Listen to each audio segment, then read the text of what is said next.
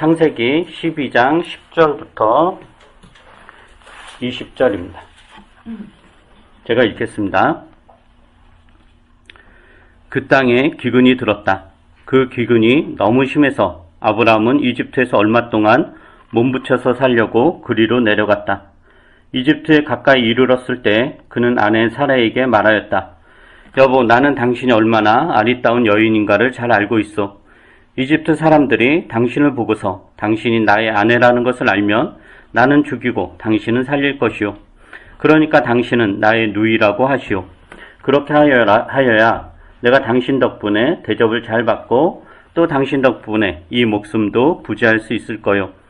아브라함이 이집트에 이르렀을 때 이집트 사람들은 아브라함의 아내를 보고 매우 아리따운 여인임을 알았다. 바로의 대신들이 그 여인을 보고 나서 바로 앞에서 그 여인을 칭찬하였다. 드디어 그 여인은 바로의 궁전으로 불려 들어갔다. 바로가 그 여인을 보고서 아브라함을 잘 대접하여 주었다. 아브라함은 양떼와 소떼와 암나귀와 수나귀와 남녀 종과 낙타까지 얻었다. 그러나 주님께서 아브라함의 아내 사레의 일로 바로와 그 집안에 무서운 재앙을 내리셨으므로 바로가 아브라함을 불러서 꾸짖었다. 어찌하여 너는 나를 이렇게 대하느냐? 저 여인이 너의 아내라고 왜 일찍 말하지 않았느냐? 어찌하여 너는 저 여인이 내 누이라고 해서 나를 속이고 내가 저 여인을 아내로 데려오게 하였느냐? 자, 네 아내가 여기 있다. 데리고 나가거라. 그런 다음에 바로는 그의 신하들에게 명하여 아브라함이 모든 재산을 거두어서 그 아내와 함께 나라 밖으로 나가게 하였다.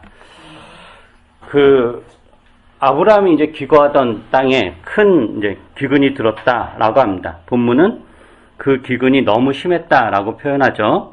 그러니까 아마도 이제 뭐 한두 달 이렇게 기근이 가뭄이 들거나 한두 해 정도가 아니라 여러 해 동안 기근이 심하게 일어나서 먹을 것이 전혀 없는 상황이 되었던 것 같습니다.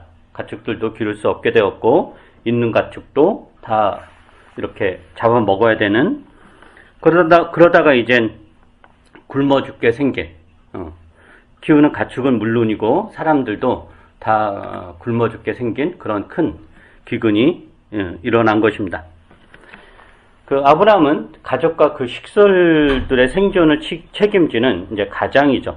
왜냐면은 자신의 결단으로 가족들과 식솔들이 이 먼 곳에 온 것인데, 하란을 떠나서 이 가나안 땅에 온 것인데, 여기서 이제 굶어 죽게 생겼으니까 아브라함으로서는 말로 다 할 수 없는 괴로움에 사로잡혔을 것입니다. 굉장히 큰 고통이죠. 이 부족을, 이 하나의 작은 부족을 살리려고 하란에서 떠나온 건데 다 죽게 생겼으니까. 그래서 아브라함이 다시 한번 결단을 합니다. 가족들을 이끌고 곡식이 풍부한 이집트로 내려가려고 합니다. 이집트에 내려가서 곡식을 얻어서 다시 오는 그런 계획이 아니라, 본문을 보면 기근이 해결될 동안까지 얼마 동안은 이집트에서 아예 작정하고 살려고 다 가족들을 이끌고 내려갑니다. 그런데 이제 또 다른 고민이 생기죠. 어떤 고민이 생기냐면은 기근을 피해서 이집트로 내려가는데 이집트 사람들 믿을 수 없다라고 하는 거죠. 아브라함은 이집트 사람들이 자기 아내 사레의 어떤 아름다움에 반해서 즉 사레를 탐내서 자신을 죽이고 사레를 취하지 않을까 하는 걱정이 듭니다. 그래서 아브라함이 자기 아내 사레에게 이런 제안을 하죠. 여러분이 다시 한번 11절부터 13절을 한번 읽어보시기 바랍니다. 11절부터 13절 시작. 이집트에 가까이 이르렀을 때 그는 아내 사라에게 말하였다. 여보, 나는 당신이 얼마나 아리따운 여인인가를 잘 알고 있어. 이집트 사람들이 당신을 보고서 당신이 나의 아내라는 것을 알면 나는 죽이고 당신은 살릴 것이요. 그러니까 당신은 나의 누이라고 하시오. 그렇게 하여야 내가 당신 덕분에 대접을 잘 받고 또 당신 덕분에 이 목숨을 부지할 수 있어요. 네. 그러니까 이집트 사람들이 이제 사레를 취하려고, 만약에 사레의 남편이 아브라함이라는 거 알면 사레를 취해야 되니까 아브라함을 죽일 수 있으니 아내라고 하지 말고 우리 관계를 부부 관계라고 하지 말고 온누이 관계라고 하자라고 제안을 합니다. 그렇게 하지 이집트 사람들이 사레를 취하기 위해 아브라함을 죽이는 것이 아니라, 남편이었으면 죽였을 텐데 오빠니까 오히려 죽이지 않고 더 극진히 대접할 것이다 라는 게 이제 아브라함의 계략이었던 거죠. 그렇게 해야 아브라함도 살고 사레도 살고 딸려온 식구들도 다 살 수 있다라는 것입니다. 이게 아브라함의 제안인 거예요. 그럼 이런 제안에 대해서 사레의 반응은 어떤가 하면은 구체적인 반응은 나오지 않습니다. 그러나 그 뒤에 전개되는 이야기를 보면은 사레가 이 제안을 부정적으로 보거나 억지로 하거나 거절한 것 같지는 않습니다. 그리고 그 본문의 그 대화의 흐름을 보면은 아브라함이 생존을 위한 자신의 제안을 사레에게 강압적으로 명령하거나 강제하지 않습니다. 그 이집트에 들어가기 전에 사레에게 현 상황을 설명하죠. 그죠? 현 상황을 설명하고 자신의 제안을 제시하고 동의를 구함으로 그 이집트에 들어가느냐 들어가지 않느냐에 대한 선택권을 누구에게 돌려주냐면은 사레에게 돌려줍니다. 그리고 사레도 당연히 뭐 그 나이가 한두 살이 아니었으니까 어른이었으니까 자신들이 생존의 기로에 서 있다는 것을 알았을 것입니다. 그래서 이 아브라함의 제안이 기쁜 제안은 아니었겠지만 이것 이외에 다른 방법이 없다라는 것 또한 알았을 것입니다. 그 비유를 하자면 지금 아브라함은 자물쇠로 잠긴 보물함을 가지고 왔고 그 보물함의 열쇠는 이제 사레에게 있다라는 거죠. 이런 맥락에서 보자면은 이 식솔들, 이 가족들을 살리기 위해서 아브라함이 이끌고 이집트에 왔지만 아직 들어가지 않고 그 앞에 왔지만 정작 이 가족을 살리냐 살릴 수 없느냐라는 그 열쇠, 그 핵심은 아브라함에게 있는 게 아니라 사레에게 있다라는 것을 이 본문이 이야기하는 거예요. 그래서 사레가 아브라함의 제안을 받아들이냐 받아들이지 않느냐에 따라서 아브라함과 그 가족들의 운명이 갈릴 것이다 라는 것입니다. 그리고 사레는 아브라함의 제안을 받아들입니다. 그래서 이 맥락에서 이 본문은 아브라함이 아니라 사레를 이 가족을 살릴 핵심 인물로 묘사한다라고 하는 거죠. 근데 여기서 이제 이런 본문을 보면 우리에게 어떤 고민이 생기냐면은 자기의 아내를 다른 남자에게 주면서까지 가족의 안위를 구하고자 하는 이런 아브라함의 행동을 어떻게 볼 것인가? 아브라함의 행동이 옳은 것인지 아니면 잘못된 것인지 이걸 비난을 해야 되는 것인지 이런 고민이 생깁니다. 어떻게 이렇게 아무리 먹고 사는 게 급하다고 하더라도 이렇게 자기 아내를 다른 남자에게 주는 이렇게 비열하고 비겁할 수 있단 말인가? 라고 비난할 수도 있습니다. 또 그렇게 이제 보는 사람들도 있죠. 근데 이제 우리는 아브라함의 행동을 판단하기 전에 아브라함이 어떤 상황에 처했는가? 이것에 대한 이해가 필요합니다. 큰 기근이 일어났다라고 그래요. 아까도 잠깐 우리가 앞에 예배 전에 먹는 이야기 좀 했는데 우리가 사는 지금 현대사회, 우리 한국 사회는 먹을 것이 너무 풍성해서 기근이라는 것에 대한 실감이 전혀 나지 않죠. 지금 당연히 지금 자라는 아이들은 기근이라는 개념조차 이제 없는 거예요. 우리나라에 이제 귀신의 여러 종류가 있잖아요. 그 중에 하나 어떤 귀신이냐면 아귀라고 있어. 아귀. 이게 이제 굶어 죽은 귀신이에요. 그러니까 굶어 죽는 일이 되게 많았던 거죠. 우리나라에.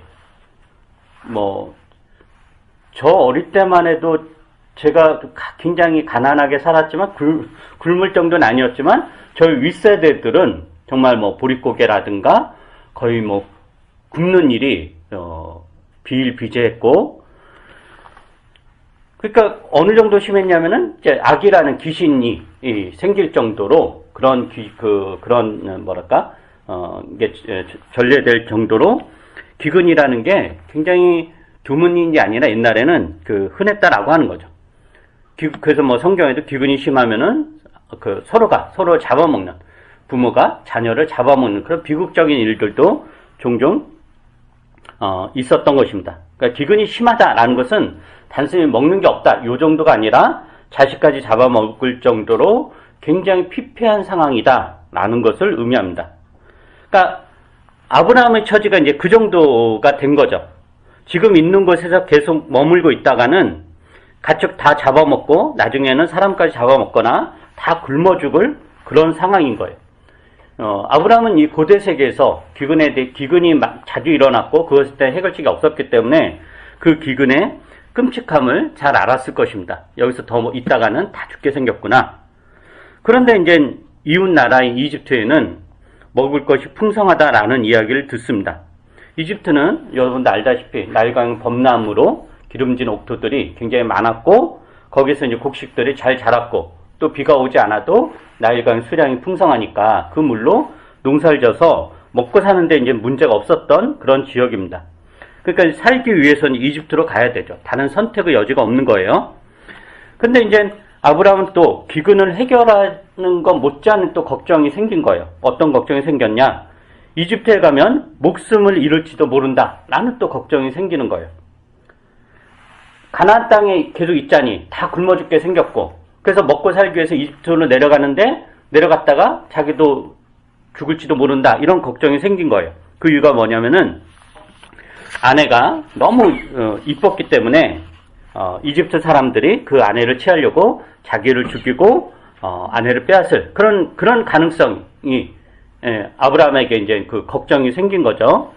더구나 뭐 아브라함이 이집트에 무슨 연줄이 있는 것도 아니고 또 이집트의 법이 아브라함을 보호해 줄 것도 아니고 더구나 절대 왕정 국가에서 이집트의 파라오가 한마디 하면 모든 게 법이 되는 이런 세상에서 파라오나 혹은 이집트의 귀족들이 그 아브라함 아내 취하기는 식은 죽 먹겼을 겁니다. 그냥 뭐 죽여버리고 그냥 취하면 되는 거니까.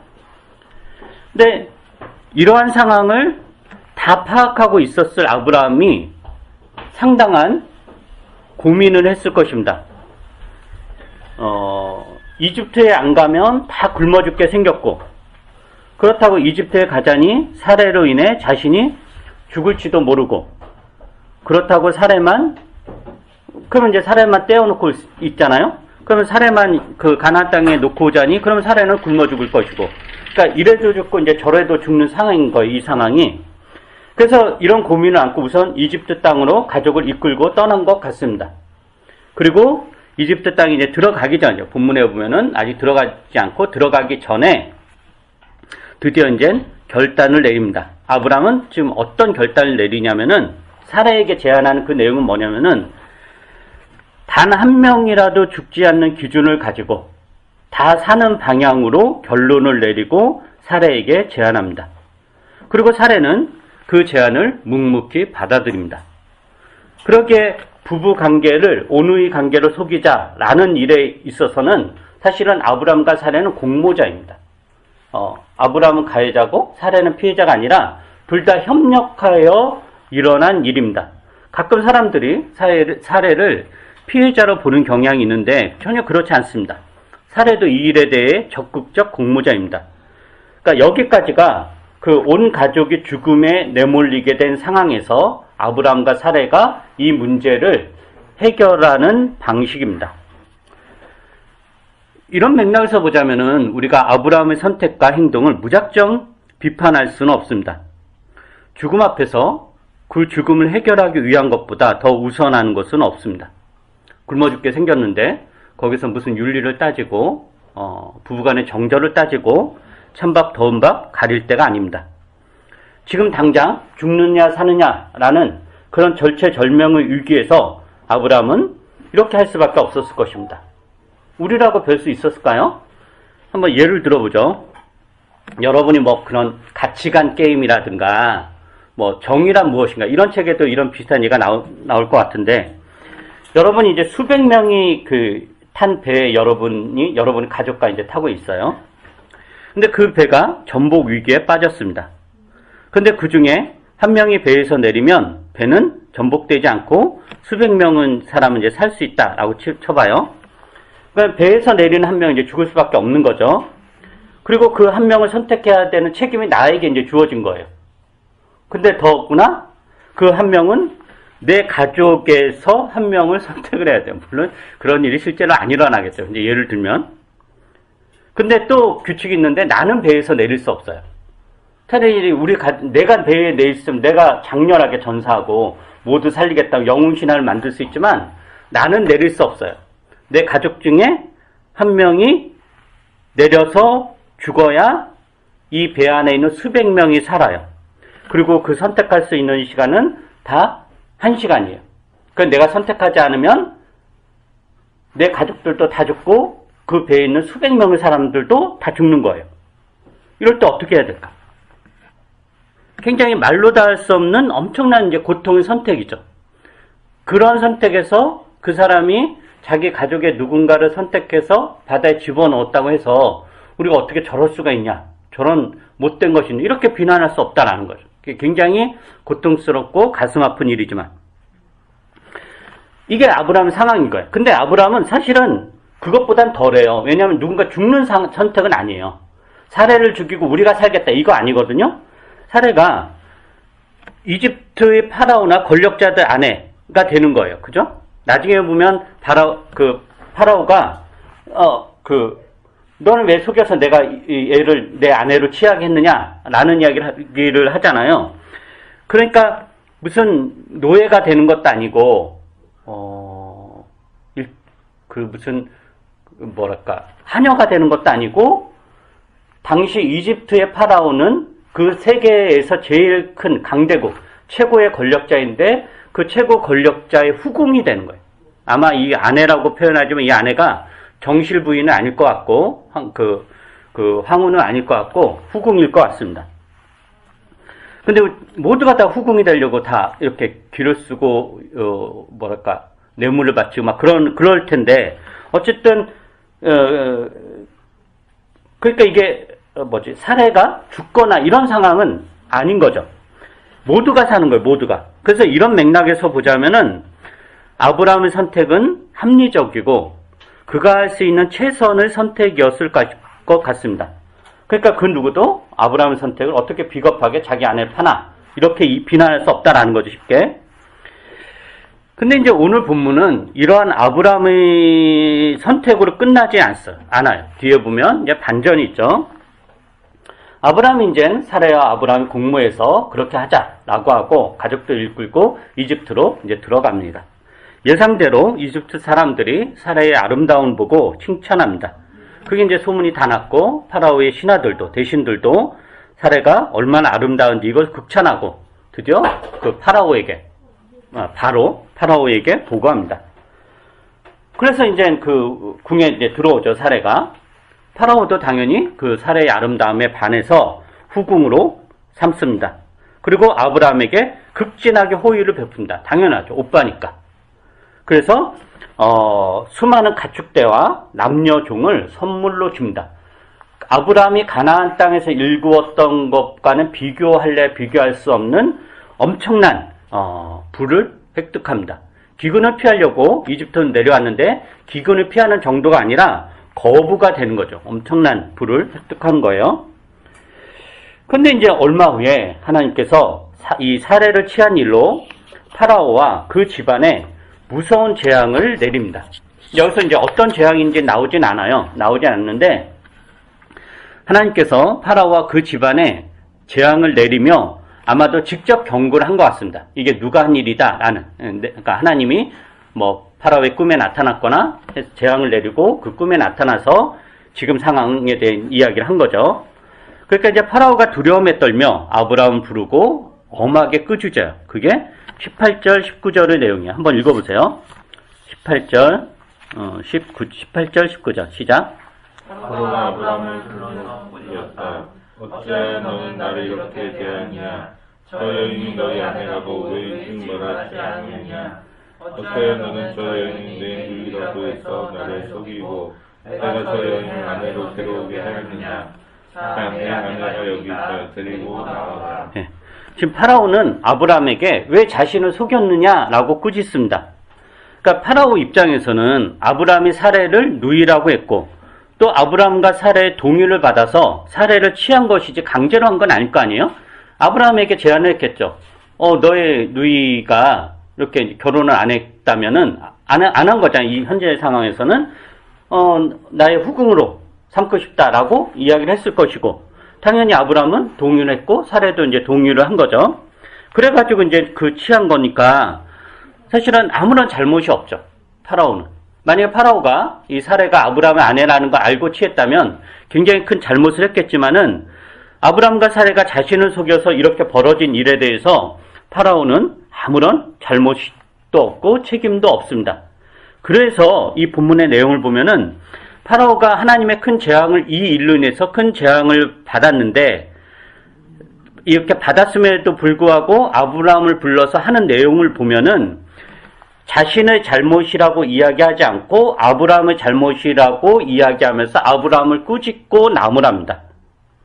그리고 그 꾸짖는 내용을 보면은 아브라함이 사레에게 잘못했다. 넌 어떻게 남자가 돼가지고 남편이 돼가지고 네 아내를 그런 식으로 파냐. 이런 식의 꾸짖음은 전혀 없고 아브라함과 사레가 이집트와 파라오 그리고 그 가족에게 잘못했다라는 식의 꾸짖음만 있어요. 그러니까 아마도 이것을 보면은 파라오는 아브라함과 사레가 한 통속이 돼서 즉 공무에서 자신을 속인 것으로 이 상황을 파악하고 있고 이것이 하나님이 이 일로 인해서 나에게 큰 재앙을 내렸지만 하나님도 이것은 내 잘못이 아니다 너희들 잘못이다라는 것을 이야기하고 있다라고 파라오는 아브라함에게 이야기를 하는 것입니다. 그리고 파라오는 자신의 지방에 큰 재앙을 가지고 온 아브라함과 사레 그 일행을 이집트 바깥으로 내보내죠. 근데 빈손으로 내보내는 것이 아니라 이집트에서 얻은 모든 그걸 빼앗지 않아요. 그죠? 빼앗지 않고 얻은 모든 재산과 함께 내보내요. 이렇게 해서 드디어 아브라함과 그 일행은 그들이 직면했던 크나큰 기근이라는 큰 위협을 해결합니다. 오늘 읽은 본문을 전반부 후반부로 나누면은 본문의 전반부에는 기근을 해결하기 위한 아브라함의 방식이 나오죠. 그죠? 아브라함의 해결 방식은 뭐냐면은 부부관계를 온의 관계로 바꾸는 거예요. 그리고 이러한 해결 방식은 그가 처한 상황에서 보자면은 굉장히 합리적이고 현명한 방법입니다. 왜냐하면 단 한 명도 죽이지 않는 방법이에요. 모두가 다 사는 방법이에요. 그러니까 아브라함으로서는 가장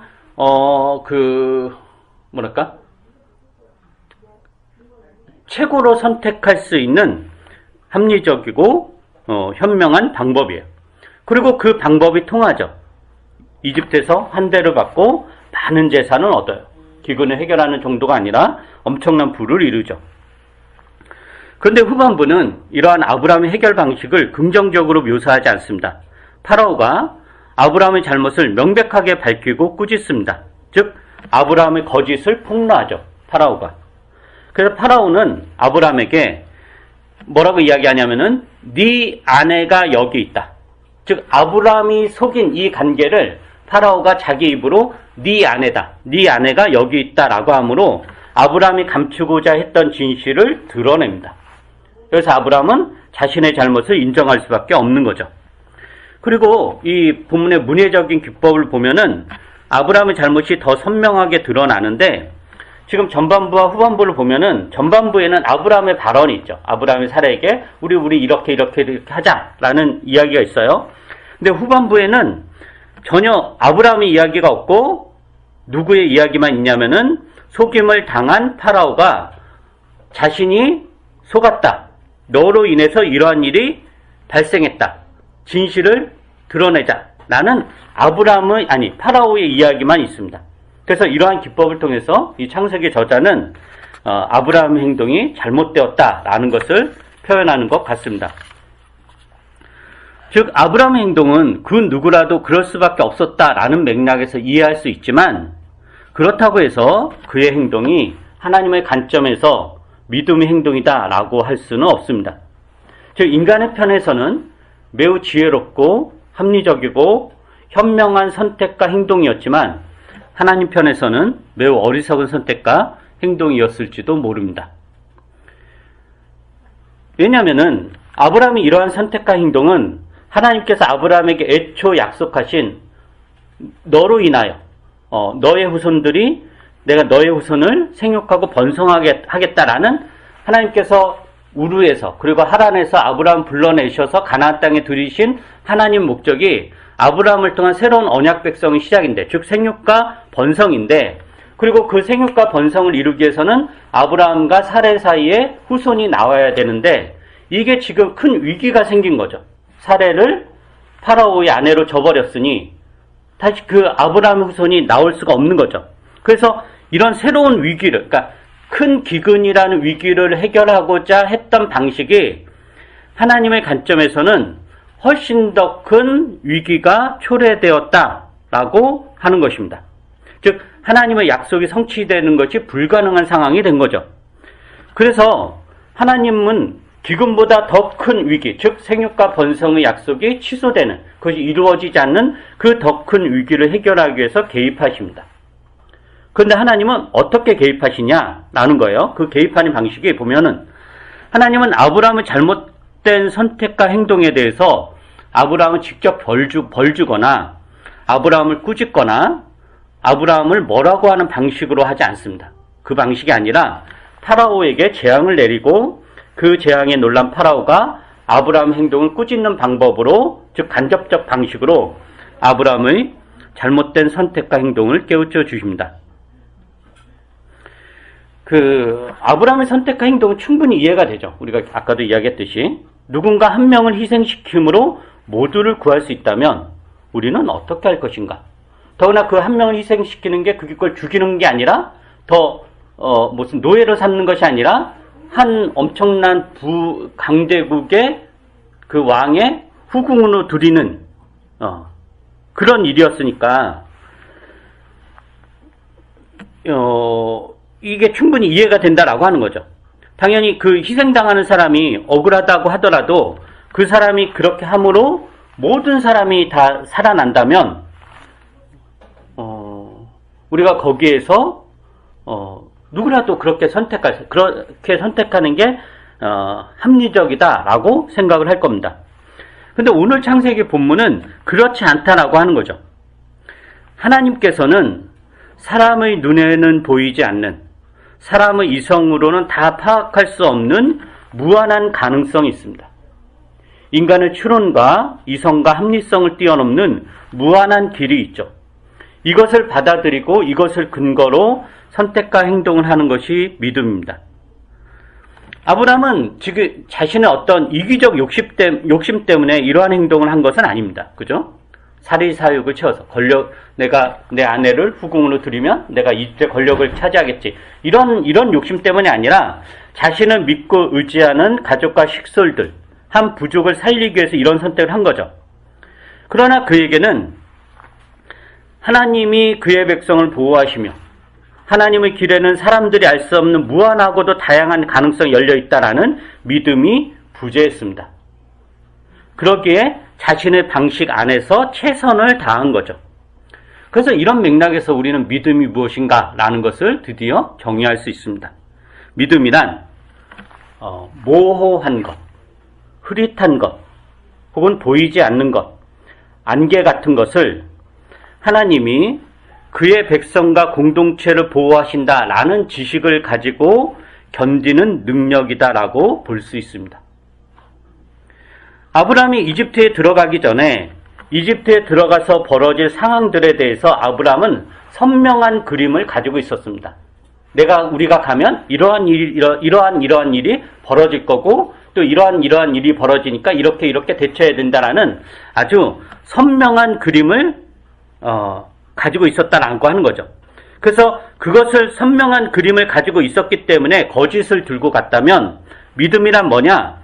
그 벌어질 상황을 다양한 일을 열어놓고 선명한 게 아니죠. 어떤 일이 벌어질지 모르는 거죠. 굉장히 모호하고 애매모호하고 앞이 깜깜한 그것을 그대로 받아들이고 그것을 확실하게 하는 것이 아니라 그것을 뚜렷하게 눈에 보이게 하는 것이 아니라 그 어두운 상황을 그대로 내버려 두고 그렇다면 그 안에서 벌어질 상황의 다양함에 대해서도 열어놓고 뭘 가지고 들어가느냐? 진실을 가지고 들어가야 되는 겁니다. 이게 믿음입니다. 오늘 본문은 아브라함이 믿음이 없다고 비난하는 본문이 아닙니다. 아브라함의 믿음의 수준이 어떠한가를 보여주는 본문이에요. 그리고 하나님이 어떤 방식으로 아브라함을 깨우치시며 하나님을 신뢰하게 하는가에 대한 이야기입니다. 아브라함은 그 파라오의 이야기를 듣기 전까지는 파라오가 자신들을 불러서 네가 나를 속였다 이 이야기를 듣기 전까지는 자신의 전략이 성공했다고 믿었을 것이고 그것을 하나님의 은혜로 여겼을 것입니다. 거짓이 들키지 않은 것을 하나님의 은혜로 여겼을 것입니다. 그러나 파라오의 꾸짖음을 통해서 자신의 전략이 잘못되었으며 아직도 자신이 하나님에 대한 신뢰가 부족하고 없다라는 것을 알게 되었을 것입니다. 이런 사건으로 아브라함은 하나님은 당대의 초강대국인 파라오조차도 움직이는 분이다라는 것을 알게 되었을 것이고 그만큼 더 하나님을 의지하고 신뢰하게 되었을 것입니다. 하나님은 내가 알지 못하는 방식으로 일을 하신다라는 것을 깨닫게 되었을 것입니다. 이렇게 아브라함의 믿음은 자라갑니다. 하나님은 신자의 믿음, 즉 당신에 대한 신뢰를 이렇게 키워가십니다. 아브라함을 키워갔던 방식으로. 그렇다면 우리의 일상은 하나님이 우리의 믿음을 키워가는 마당일 것입니다. 우리가 경험하는 모든 일상이 하나님을 더 신뢰하게 만드는 재료들입니다. 그 일상에서 우리는 걱정하고 근심하고 그래서 우리가 할 수 있는 최대치의 합리적 방식을 만들어내서 대처하지만 그러나 또 지나고 보면 그것이 별 소용없었다라는 것을 알게 되고 내가 알 수 없는 방식으로 내가 통제할 수 없는 방식으로 하나님이 당신의 백성과 당신의 공동체를 키워가신다라는 것을 경험하게 됩니다. 그렇게 해서 우리는 하나님을 더 신뢰하게 됩니다. 그리고 그렇게 경험이 쌓이다 보면은 일상이 선명하지 않아도 미래가 뚜렷하지 않아도 다 안개 같고 어두워도 우리는 걱정하지 않고 넉넉하게 현재를 복되게 살 수 있습니다. 어떻게요? 하나님의 방법은 무한하고도 다양하게 열려있다라는 믿음으로 말입니다. 기도하겠습니다.